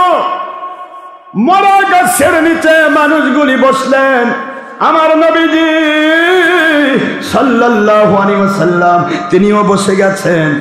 যেই মাত্র বসেছেন, মরা গাছ নবীকে মহব্বত করার কারণে মরা গাছের মধ্যে জীবনী শক্তি ফিরে আসলো। কাঁদে না আমার আল্লাহ, এমন এক দুর্ভাগা গাছ আমি, আমার নিচে আমার তলায় আমার আখেরি নবী তিনি বসা, আমি একটু মহব্বত করে ছায়াও দিতে পারি না? আমি কি আমার নবীকে একটু ছায়া দেওয়ার ক্ষমতাও রাখি না গো আল্লাহ? আমি কি আমার নবীকে একটু ছায়া দিতে পারবো না? মরা গাছে নবী চিনে রে খারেজি, তুই চিনলি না? মরা গাছ কাঁদে, আল্লাহ একটু আমাকে বাঁচাই দেন, একটু আমাকে পত্র পল্লব দিয়ে দেন। ওই পত্র পল্লব দিয়া আমার নবীকে আমি একটু এই কঠিন তির্যক রশ্মি সূর্য থেকে নবীজির শরীরে ছায়া প্রদান করতে চাই। আল্লাহ বলেন, রে মরা গাছ, আমার নবীকে যে ভালোবেসেছে রে, আমি আল্লাহ তার জীবনী শক্তি ফিরে দিয়েছি। আমার নবীজির শরীরে ছায়ার দরকার হবে না।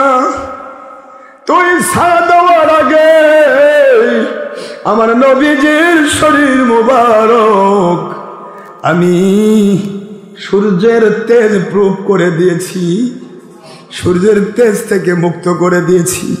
পৃথিবীর কোনো তাপ আমার নবীর শরীরকে তাপ যোগাতে পারবে না, আমার নবীজির ছায়া বের করতে পারবে না। কিন্তু যখনই নবীকে কেউ ভালোবাসে রে মরা গাছ, তার তো একটা মর্যাদা হয়ে যায়।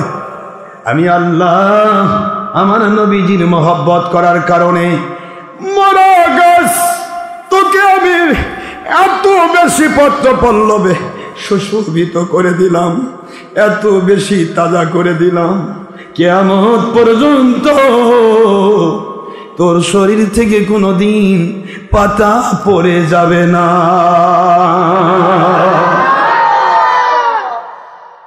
কোনোদিন তোর পাতা পড়বে না।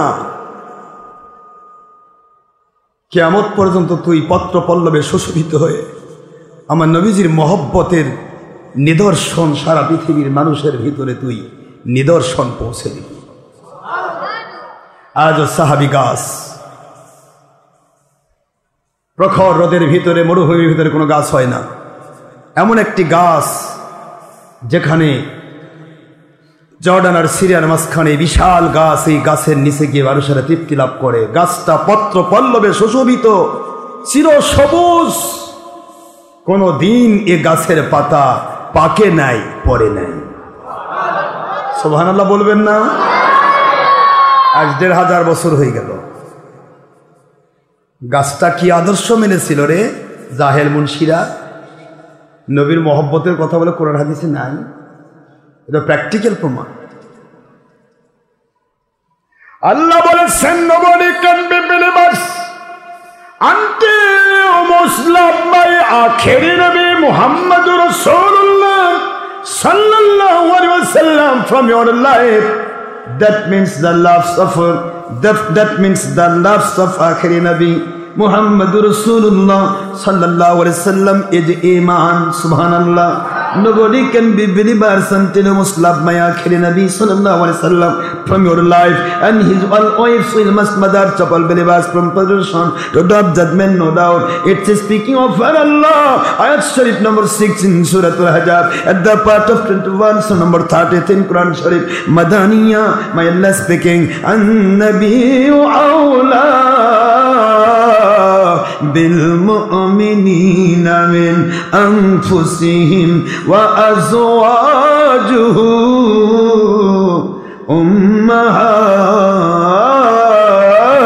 أمهاتهم. পবিত্র কোরআন শরীফ সূরাতুল আহজাব 33 নম্বর সূরা 21 নম্বর পারা 6 নম্বর আয়াত শরীফ মদিনায় অবতীর্ণ সূরা। এই সূরাটা কিয়ামত পর্যন্ত আইন হয়ে আছে মদিনার আয়াত খণ্ডন করার জন্য। আর নতুন নবী নাজিল হবে না, ওহীও নাজিল হবে না, আইন কোনোদিন সংশোধন হবে না, আইন হয়ে গেল। আন-নবিয়্যু আমার আখিরি নবী আওলা বা মানা আহাব্বা, ইসমে তাবজিল সুপারলেটিভ ডিগ্রি, সবচাইতে বেশি প্রিয় বিল মুমিনিন, মুমিনদের কাছে, মিন মানে হইতে, আনফুসিহিম মানে জীবনের চাইতে।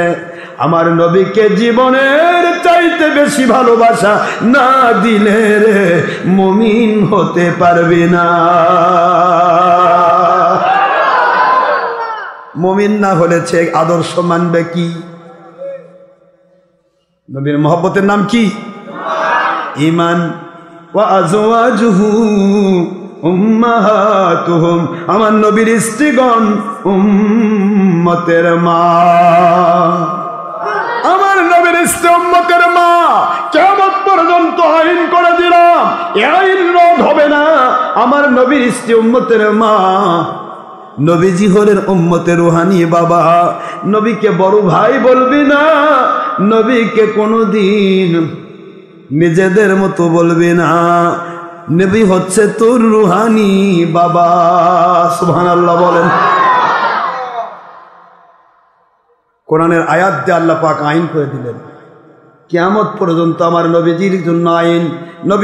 নবীজি পাক সাল্লাল্লাহু আলাইহি সাল্লাম তিনি হলেন ঈমান। নবীর মহব্বতের নাম ঈমান। আর বলল নবীর মহব্বতের কথা কোরআনে নাই, তার মানে চাকরির কথা নাই, খালি বেতনের কথা আছে। কথা কোন দেখেন, ব্যাংকের অ্যাকাউন্ট করার কথা নাই, টাকা রাখার কথা আছে। কি কোন আপনারা কি কোন? যদি ব্যাংকের কোন অফিসার বলে বাবা অ্যাকাউন্টের দরকার নাই, টাকা দিয়ে যা, বুঝবেন খবর খারাপ। 5 কোটি টাকাও যদি রাখেন, 5 বছর পর যায় কোন হুজুর টাকা রাখছিলাম দেন, নাম্বার কত, কই নাম্বার নাই, টাকাও নাই। ঠিক না বা ঠিক? অ্যাকাউন্ট নাই, অ্যাকাউন্ট থাকলে 1000 টাকা ব্যাংকে রেখেছেন ওটাই থাকবে। অ্যাকাউন্ট নাই, 5 কোটি রাখছেন নাই, ওটা চলে গেছে আরেক পকেটে। তাহলে মুন্সি কি কয়, কোরআনের মধ্যে নাকি নবী প্রেমের কথা নাই। আল্লাহ বললেন নবী প্রেমের নাম ঈমান। ঈমান না থাকলে নামাজ, রোজা, হজ, যাকাত, আদর্শ মানার দাম থাকবে না, মূল্যহীন। তাহলে লোকটা বলতেছে চাকরির নাম নাই কিন্তু বেতনের নাম আছে। বেতন আছে কিন্তু চাকরি নাই, হবে এটা কোনোদিন গ্রহণযোগ্য হবে?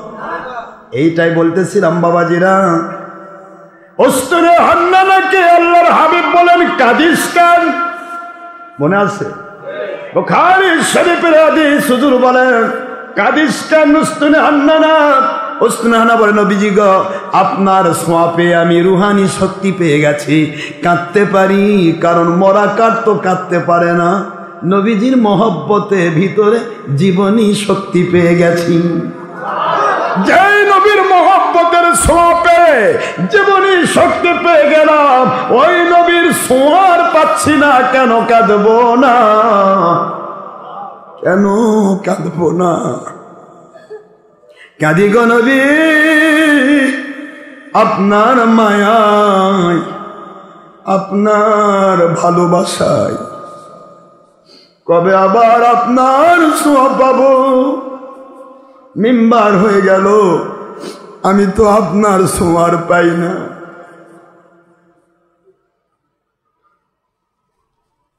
নবীজি সাল্লাল্লাহু আলাইহি ওয়াসাল্লাম বলে উস্তাদে হান্নানা রে, কাফেরেরা আমাকে ভালোবাসলো না রে, কাফেরেরা আমার শরীরে পাথর মারে, মানুষ হয়ে আমাকে চিনে না, তুই মরা কাজ আমাকে চিনলি, আমাকে ভালোবাসা দিলি, ভালোবাসার বিনিময় কি চাস রে উস্তাদে হান্নানা? আমি তোকে ভালোবাসার বিনিময় দিতে চাই। দুনিয়াতে বিশাল বড় একটা খেজুরের গাছ লাগাই দেই, সারা জীবন কিয়ামত পর্যন্ত ফল দিতে থাকবি, মানুষের খেদমত করতে থাকবি। মানুষের খেদমত করা হলো নবীর আদর্শ মানা। কথা বল না কেন? না গো নবী না, খুশি না। কি হলে খুশি হবে? জান্নাতের ভিতরে আমি তোকে লাগায়া দেই, জান্নাতের খেজুরের গাছ হইয়া থাকবি, জান্নাতীদের খেদমত করবি। না গো নবী না, তাতেও আমি খুশি না। কি হলে খুশি উস্তাদে হান্নানা? নবীজি সাল্লাল্লাহু আলাইহি ওয়াসাল্লাম জীবন্ত খেজুর গাছ ছিলাম গো, মানুষকে খেজুর দিয়েছি, কত খেদমত করেছি, কিন্তু আপনার সোহবতে যখন মরা কাঠটা আমি সোহবত পেয়েছিলাম, এর মতো মজা কোনোদিন পাই নাই। আমি কিয়ামতের দিন জান্নাতের ভিতরে আপনার সাথী হয়ে থাকতে চাই। নারায়ে তাকবীর, নারায়ে রিসালাত। আল্লাহর ওলি হকের দাস সিদ্দিক দরবার শরীফের মুর্শিদ কিবলা। জান্নাতের ভিতর আপনার সাথী হয়ে থাকতে চাই, এটাই আমার সবচেয়ে বড় খুশির বিষয় হবে। নবীজি সাল্লাল্লাহু আলাইহি ওয়াসাল্লাম উস্তাদে হান্নানার শরীরে হাত মোবারক দেন আর বলেন, উস্তাদে হান্নানা আমি আল্লাহর বন্ধু, আমার মা বাইনা বাইত মিম্বারি রওদাতুম মিন রিয়াদিল জান্নাহ। বুখারী শরীফের হাদিস। হুজুর বলেন আমার মিম্বার শরীফ থেকে আমার হুজরা শরীফ পর্যন্ত এই জায়গাটা সাধারণ জায়গা নয়, এটা জান্নাতের বাগান, এই জান্নাতের বাগানের ভিতরে তোকে আমি দাঁড় করায়া দাফন করে দিলাম, দাফন থেকে যা। মান আহাব্বা সুন্নতি ফাকাদ আহাব্বানি ওয়া মান আহাব্বানি কানা মাই ফিল জান্নাহ। এ উস্তুনে হান্নানা, যে ব্যক্তি আমি নবীকে ভালোবাসে রে, সে আমার সাথে জান্নাতে থাকবে।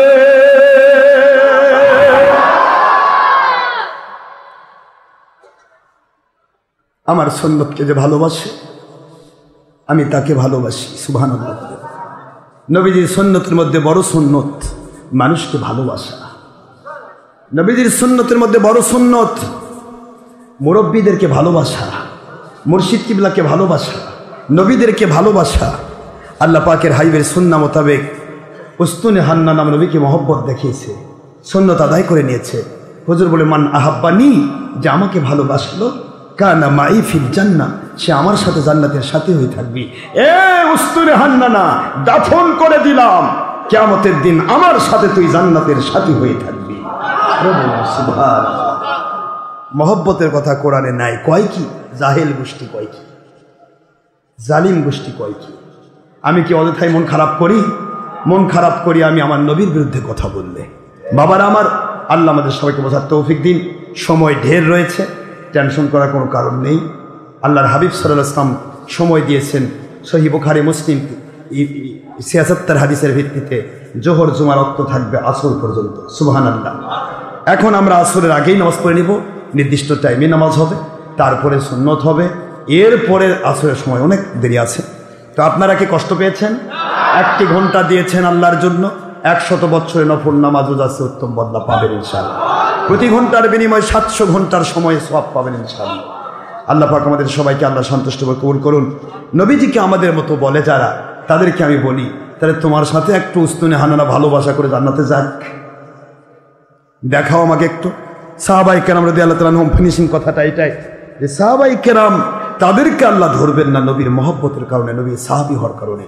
এই আকীদাকে কেন্দ্র করে আকাইদে নসফি, আকাইদে ফিকে আকবর, আবু হানিফা, আকাইদে তোহাবি, আকাইদে দেওবন্দ, মুহান্নাদ আল মুফান্নাদ, এরা তো আকাইদে দেওবন্দ মানে না। বর্তমান খারেজিরা এটা ওয়াহাবি, এরা কোনোদিন দেওবন্দি নয়। কথা বলছেন না কেন জোরে?